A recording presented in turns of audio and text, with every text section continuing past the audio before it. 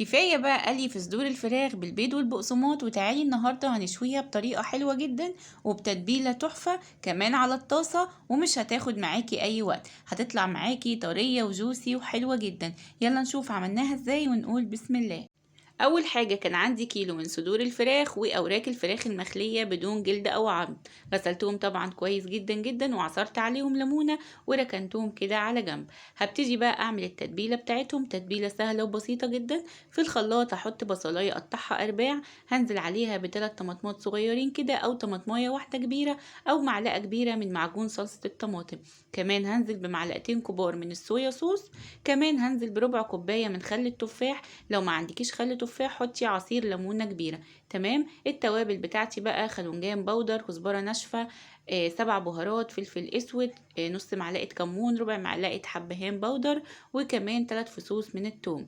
ضربت كل ده مع بعضه بدون ولا نقطه ميه لغايه لما نعمت وبقت سايله بالطريقه اللي انتوا شايفينها كده.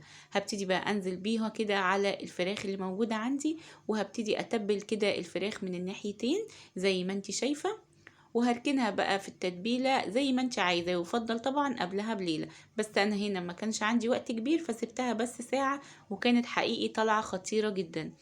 هسخن بقى الجريلا بتاعتي على نار عاليه، وبعدين احط فيها معلقه من الزبده، وهبتدي ادي صدمه كده لشرايح الفراخ بتاعتي في الاول زي ما انتوا شايفين. اول بقى ما تشمع معايا كده هبتدي اقلبها على الناحيه التانية. تمام. اول بقى ما الاقيها اتشمعت كده على الناحيتين، بجمع بقى الشرايح اللي انا عطيتها صدمه كده على بعض، واراعي الجنب اللي بركن فيه الفراخ بتاعتي تكون النار فيه هاديه عشان ما تحرقليش اي حاجه ولا اي حاجه تتلسع مني. تمام. زي ما انتوا شايفين كده، سهلة جدا وبسيطة.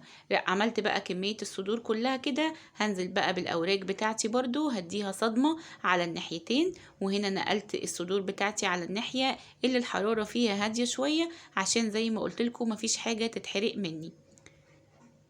تمام. ادي الاوراق قلبتها برضو على الناحية التانية، واول بقى ما احسها كده اتشمعت برضو من على الناحية التانية، هفرد بقى الفراخ بتاعتي كلها كده في الطاسة، وهبتدي اغطيها حوالي 10 دقايق على نار وسط مايلة للعالية. وهنا بقى كانت الفراخ استوت معايا تماما، شلت الغطا من عليها وعطيتها كمان ريحة الفحم بالشكل اللي انتوا شايفينه ده. وكنت مجهزة بقى بصلاية متقطعة جوانح، مقلباها كويس مع ملح وفلفل وسماق، وعملتها كفرشة للفراخ بتاعتي. قدمت عليها بقى الفراخ المشوية بتاعتي، حقيقي طعم وريحة خطيرة، اتمنى تجربوها وبألف هنا.